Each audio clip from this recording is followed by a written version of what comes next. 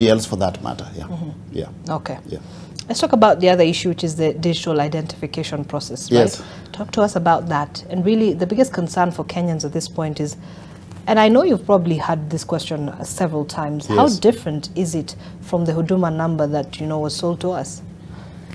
I want us, and I've said it before and I want to repeat, I want us to look at this issue from a conceptual perspective.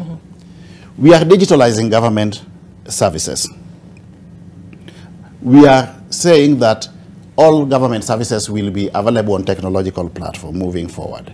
When we came into government, we only had 350 services about the eCitizen platform. Today, we have done 5,084, fully digitalized. 300 services? We had 350 services about the eCitizen platform. When you joined? Yes, yes, yes, when we came into government. Today, we are at 5,084. And remember that our target as at June was 5,000. So for purposes of clarity, we have surpassed that target.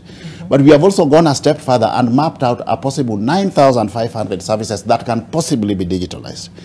Over and above the 5,084, we have got 2,555 that are partially digitalized. And it is now work in progress. We are working towards full digitalization.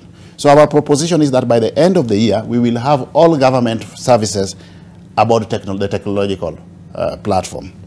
If that is the case, then it does not make sense to ask Kenyans to physically visit government offices to consume government services. This is why we are going the route of a digital identity. Now, from a conceptual perspective, what we are trying to say is that apart from, as opposed to having a physical ID, there must be a feasible way, technological way, through which government can confirm that you are actually the person you claim to be. It is as simple as that. It is as basic as that.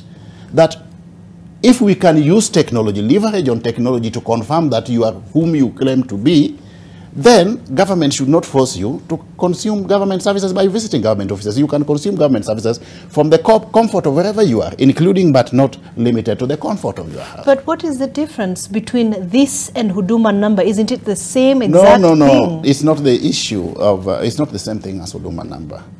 Both in terms of objective and context, there's a fundamental difference. The objective of Huduma number was to put in place a digital database, a population database.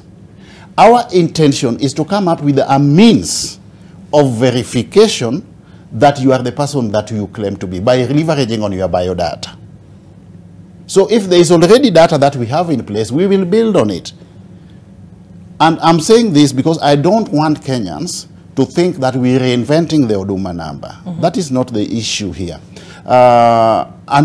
This is why I've embarked on this process of sensitization of Kenyans about what our digital identity really means. The Huduma number was meant to put in place a population database. It was a good idea. But the way it was introduced, if you ask me, was wrong. A good idea, but wrongly introduced. The implementation framework was wrong. One, it was introduced too close to election, so people became suspicious about it. That perhaps it had got certain links to the election processes. Okay? The other issue is that there was no adequate communication around the Huduma number. And that is what we want to correct. We want to have a commensurate communication plan around the digital identity so that people understand why we want to introduce the digital identity, how that will affect them, and what will be the end result. And we are saying as government that we are not going to force people or coerce people to take the digital identity. The onus will be on you, because we are saying we are digitalizing government services. We are giving you a means through which you can consume the services virtually as opposed to visiting the government office. This is what India has done, Belgium has done it, Pakistan has done it, Estonia has done it, just to mention but a few. Kenya cannot be an exception. So the choice will be on you. In India, for example, and I was there about a month ago, what they did while introducing their Aadhaar, the digital identity, is that they gave people the option. Because the benefits outweigh the risks of the fears, almost all Indians have onboarded the digital identity. That's the same thing we want to do. We want Kenyans to understand the rationale and justification of the digital identity. All right. I mean, it is voluntary, and you have a sizable population in the country that is still yet to be connected to the internet. I think you might agree with that. Yeah. But then at the same time, does it mean that if I don't have this digital identity, I cannot be able to access government services? You see, that's the direction we are moving. And Kenyans need to start preparing for this, because we are going the full hog as far as this is concerned. We are putting government services on technological platform because that is the only means through which we can enhance efficiency and effectiveness in service delivery. We are also doing this to seal revenue leakages.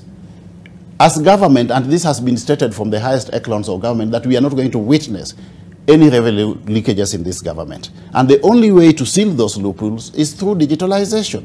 The resistance that you may witness, and this is normal in any change process, are from people who are benefiting from the status quo. And we are saying we are determined, despite any resistance that may emanate, whether from outside or from within government, to pursue this to a logical conclusion. Because it is the logical thing to do. It's a logical thing to do. Oh, yes. All right. Yeah. Okay.